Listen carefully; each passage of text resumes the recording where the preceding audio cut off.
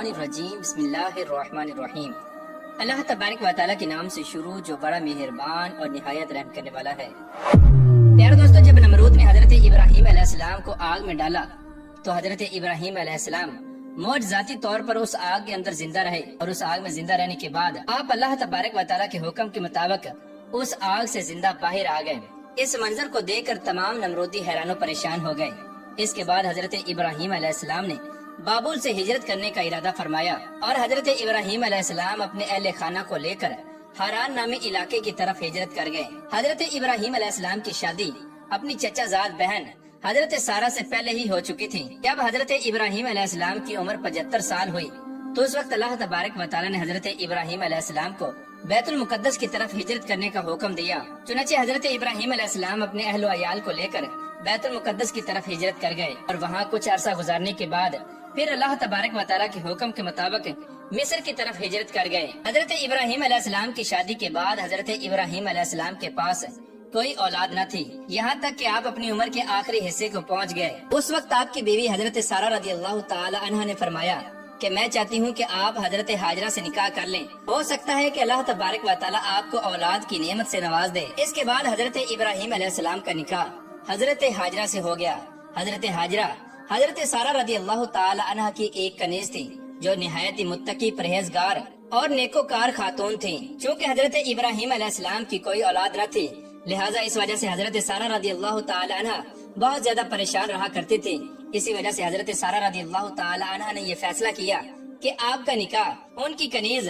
حضرت ہاجرہ رضی اللہ تعالی عنہا سے کرا دیا جائے، تاکہ اللہ تبارک و تعالیٰ ان کو اولاد کی نعمت سے نواز دے۔ چنانچہ ایسا ہی کیا گیا، اور حضرت ابراہیم علیہ السلام کا نکاح حضرت ہاجرہ رضی اللہ تعالی عنہا سے کر دیا گیا۔ لیکن حضرت ہاجرہ رضی اللہ تعالی عنہا سے نکاح کرنے کے بعد بھی حضرت ابراہیم علیہ السلام کی ہاں کوئی اولاد پیدا نہ ہوئی۔ پھر ایک دن حضرت ابراہیم علیہ السلام نے اللہ تبارک و تعالیٰ کی بارگاہ میں یہ دعا کی کہ یا رب العالمین، مجھے ایک نیک اور صالح فرزند عطا فرما۔ چنانچہ اللہ تبارک و تعالیٰ نے حضرت ابراہیم علیہ السلام کی اس دعا کو قبول کیا، اور پھر حضرت ہاجرہ رضی اللہ تعالی عنہا سے آپ کو ایک نیک اور پرہیزگار بیٹا عطا فرمایا جس کا نام حضرت اسماعیل علیہ السلام ہے۔ اس طرح جب حضرت ہاجرہ رضی اللہ تعالی عنہا کے ہاں ایک بیٹا پیدا ہوا، اور چونکہ حضرت سارہ رضی اللہ تعالی عنہا بے اولاد تھی، لہٰذا ان سے یہ دیکھا نہ گیا۔ آپ نے حضرت ابراہیم علیہ السلام سے فرمایا کہ آپ حضرت ہاجرہ کو لے کر کہیں اور تشریف لے جائیں۔ چنانچہ حضرت ابراہیم علیہ السلام نے فرمایا کہ میں ان کو کہاں لے کر جاؤں۔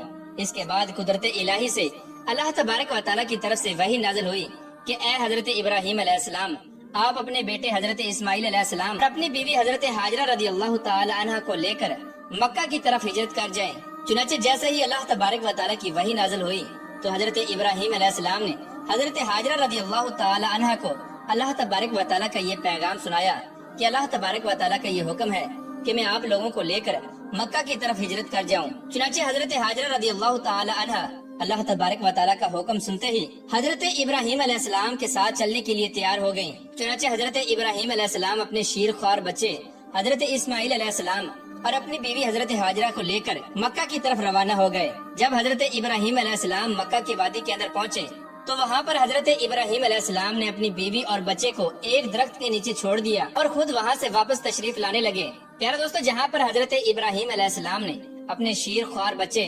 حضرت اسماعیل علیہ السلام اور اپنی بیوی حضرت ہاجرہ رضی اللہ تعالی عنہا کو چھوڑا تھا، یہ ایک ایسی جگہ تھی جہاں نہ پینے کے لیے پانی تھا اور نہ کھانے کے لیے کوئی چیز تھی، اور نہ ہی وہاں پر دل بہلانے کے لیے کوئی چیز تھی، بلکہ یہ ایک بیابان صحرا تھا۔ اس طرح جب حضرت ابراہیم علیہ السلام اپنی بیوی بچوں کو چھوڑ کر وہاں سے واپس آنے لگے تو حضرت ہاجرہ رضی اللہ تعالی عنہا نے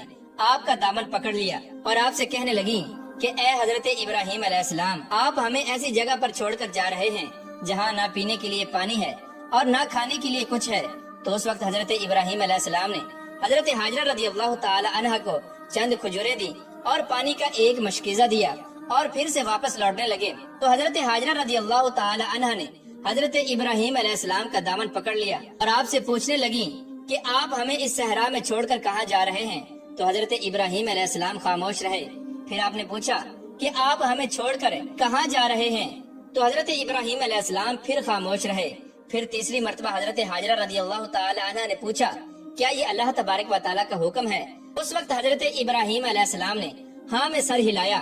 اس وقت حضرت حاجرہ رضی اللہ تعالی عنہ کا دل مطمئن ہو گیا کہ اگر یہ اللہ تبارک و تعالیٰ کا حکم ہے تو اللہ تبارک و تعالیٰ ہمیں ہرگز ضائع نہیں فرمائے گا۔ چنانچہ حضرت ابراہیم علیہ السلام اپنے پیارے بیٹے حضرت اسماعیل علیہ السلام اور حضرت حاجرہ رضی اللہ تعالی عنہ کو اس صحرا کے اندر چھوڑ کر وہاں سے روانہ ہو گئے۔ ادھر حضرت ابراہیم علیہ السلام تشریف لے کے جا رہے ہیں اور ادھر حضرت حاجرہ رضی اللہ تعالی عنہ اور آپ کا شیر خوار بیٹا آپ کو پیچھے سے دیکھ رہے ہیں۔ جب حضرت ابراہیم علیہ السلام کچھ دور جا کر ان کی آنکھوں سے اوجھل ہو گئے تو اس وقت حضرت ابراہیم علیہ السلام ایک طرف کھڑے ہو کر اللہ تبارک و تعالیٰ کی بارگاہ میں دعا مانگنے لگے کہ یا رب العالمین، میں نے اپنی آل اولاد کو تیرے حکم کے مطابق تیرے مکان کے قریب چھوڑ دیا ہے تاکہ نماز قائم کریں۔ اب تو لوگوں کے دلوں کو ان کی طرف موڑ دے اور ان کو وسیع رزق عطا فرما تاکہ وہ تیرے شکر گزار بندے بن جائیں۔ یار دوستو، یہ ایسا دل دہلا دینے والا منظر تھا کہ اب گرم تپتی ہوئی زمین کے اوپر ایک شیر خوار بچہ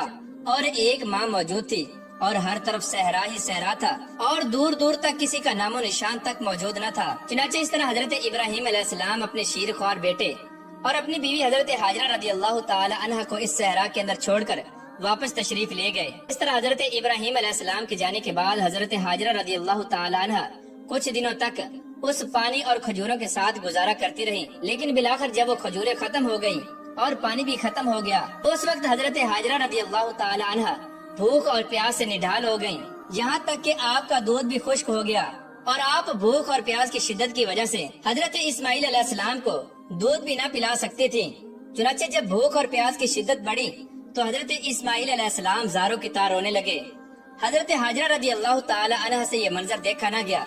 اور حضرت حاجرہ رضی اللہ تعالی عنہ اپنے لختے جگر کو چھوڑ کر کچھ دور جا کر بیٹھ گئی تاکہ وہ اپنے بیٹے کو اس طرح بھوک سے تڑپتا ہوا نہ دیکھیں، لیکن چونکہ آپ ایک ماں تھی وہاں پر بھی آپ کو سکون نہ آیا۔ بھاگتے ہوئے دوبارہ سے اپنے بیٹے کے پاس آ گئی۔ آپ نے دیکھا کہ آپ کا شیر خوار بچہ اس طرح بلک بلک کر رو رہا ہے اور بھوک کی شدت کی وجہ سے تڑپ رہا ہے۔ اس وقت حضرت حاجرہ رضی اللہ تعالی عنہ پانی کی تلاش میں کبھی صفا نامی پہاڑی کی طرف بھاگتی ہیں تو کبھی مروہ نامی پہاڑی کی طرف بھاگتی ہیں، لیکن پانی نہیں ملتا۔ پھر بھاگتے بھاگتے اپنے بیٹے کی طرف آتی ہیں۔ جب اپنے بیٹے کو روتا ہوا دیکھتی ہیں، پھر سے ایک ماں اپنے بیٹے کی پیاس اور بھوک کو ختم کرنے کے لیے پانی کی تلاش میں کبھی صفا نامی پہاڑی کی طرف بھاگتی ہیں تو کبھی مروہ نامی پہاڑی کی طرف بھاگتی ہیں، لیکن پانی نہیں ملتا۔ اسی طرح حضرت حاجرہ رضی اللہ تعالی عنہ نے صفا اور مروہ پہاڑی کے درمیان 7 چکر لگائے۔ آپ نامراد ہو کر دوبارہ سے اپنے لخت جگر حضرت اسماعیل علیہ السلام کی طرف آتی ہیں اور ادھر حضرت اسماعیل علیہ السلام بھوک اور پیاس کی شدت کی وجہ سے زاروں کی طرح رو رہے ہیں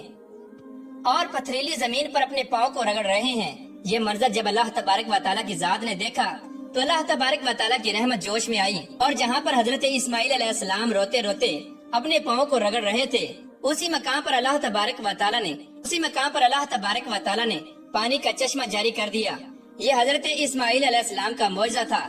جو بچپن ہی میں ظاہر ہو گیا۔ اس طرح جب حضرت حاجرہ رضی اللہ تعالی عنہ نے پانی کا چشمہ دیکھا تو آپ بہت خوش ہوئیں اور اللہ تبارک و تعالیٰ کا شکر ادا کیا۔ آپ نے خود بھی سیر ہو کر پانی پیا اور اپنے بیٹے کو بھی سیر ہو کر پانی پلایا۔ بعض روایات میں آتا ہے کہ حضرت جبرائیل علیہ السلام وہاں پر تشریف لائے اور جہاں پر حضرت اسماعیل علیہ السلام لیٹے ہوئے تھے وہاں پر آپ نے ایک ضرب ماری جس کے نتیجے میں پانی کا چشمہ جاری ہو گیا اور یہ پانی اس قدر زیادہ تھا کہ اس کو سنبھالنا ناممکن تھا۔ اس وقت حضرت حاجرہ رضی اللہ تعالی عنہ نے اس پانی کے ارد گرد ایک حصار بنانا شروع کر دیا، لیکن پانی اس قدر زیادہ تھا کہ وہ پانی سنبھالا نہیں جا رہا تھا۔ اس وقت حضرت حاجرہ رضی اللہ تعالی عنہ کے منہ سے یہ نکلا، زمزم، اے پانی ٹھہر جا، اور حضرت حاجرہ رضی اللہ تعالی عنہ کے یہی الفاظ اس پانی کا نام بن گیا اور آج اسی وجہ سے پوری دنیا اس کنویں کے پانی کو آب زمزم کہتی ہے۔ اس کے بعد ایک فرشتہ حضرت حاجرہ رضی اللہ تعالی عنہ کے پاس آیا اور ان کو تسلی دیتے ہوئے فرمانے لگا کہ آپ پریشان نہ ہو، آپ کا رب آپ کو ضائع نہیں کرے گا، کیونکہ یہ وہ جگہ ہے جہاں اللہ تبارک و تعالیٰ کا گھر بیت اللہ مبارک تعمیر ہونا ہے اور اس کی تعمیر حضرت ابراہیم علیہ السلام اور حضرت اسماعیل علیہ السلام فرمائیں گے۔ چنانچہ اس وقت اللہ تبارک و تعالیٰ کے حکم کے مطابق حضرت حاجرہ رضی اللہ تعالی عنہ اور حضرت اسماعیل علیہ السلام کے ارد گرد کھجوروں کے درختوں کو اگا دیا گیا، جن کے ذریعے حضرت حاجرہ رضی اللہ تعالی عنہ خوب سیر ہو کر کھانا کھایا کرتی اور پانی پیا کرتی۔ اسی طرح حضرت حاجرہ رضی اللہ تعالی عنہ اپنی زندگی کے دن وہاں پر گزارنے لگی۔ چنانچہ کچھ دنوں کے بعد ایک قافلہ پانی کی تلاش کرتے کرتے وہاں پر پہنچا اور حضرت حاجرہ رضی اللہ تعالی عنہ کی اجازت سے اس قبیلے نے وہیں پر ڈیرا ڈال لیا۔ اس قبیلے کو قبیلہ بنی جرہم کہا جاتا ہے۔ اس طرح اس مقام پر آبادی بڑھنے لگی اور کچھ دنوں کے بعد وہاں پر بہت زیادہ آبادی ہو گئی اور بہت زیادہ قبیلے بن گئے۔ پھر ایک وقت آیا کہ حضرت ابراہیم علیہ السلام اور حضرت اسماعیل علیہ السلام اور حضرت جبرائیل علیہ السلام نے اللہ تبارک و تعالیٰ کی نشاندہی کے مطابق وہاں پر خانہ کعبہ کی تعمیر کی اور اللہ تبارک و تعالیٰ کے گھر کو بنایا۔ پیارے دوستو، قبیلہ قریش حضرت اسماعیل علیہ السلام کی آل اولاد میں سے ایک قبیلہ تھا اور اسی قبیلے میں حضرت عبداللہ رضی اللہ تعالی عنہ کی پیدائش ہوئی اور اسی قبیلے کے اندر ہمارے آخری نبی حضرت محمد مصطفیٰ صلی اللہ تعالی علیہ وآلہ وسلم جلوہ گر ہوئے اور قبیلہ قریش کے اندر ہی اللہ تبارک و تعالی نے اپنے آخری نبی حضرت محمد مصطفیٰ صلی اللہ تعالی علیہ وآلہ وسلم کو مبعوث فرمایا۔ اس طرح اللہ تبارک و تعالی نے آگ کے بعد حضرت ابراہیم علیہ السلام کی آزمائش کی اور حضرت ابراہیم علیہ السلام اس آزمائش پر پورا اترے اور حضرت اسماعیل علیہ السلام کے پانی کے معجزے کو اللہ تبارک و تعالی نے قیامت تک زندہ رکھا ہے۔